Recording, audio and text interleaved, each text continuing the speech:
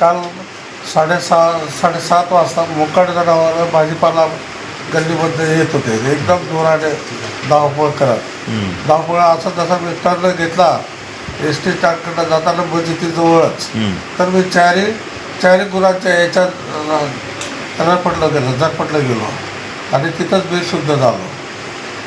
मग बेशुद्ध गेलो.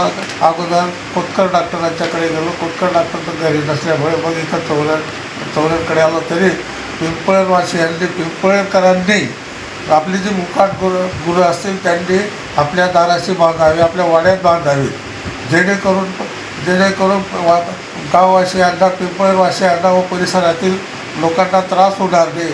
या इच्छेने मी पेन्शनर सर्कल सगळ्या गाववासियांना, सगळ्या परिसरातील लोकांना आग्रहाची विनंती करीत आहे. आणि शासनाने यावर पर्यायी व्यवस्था म्हणून सर्वतोपरी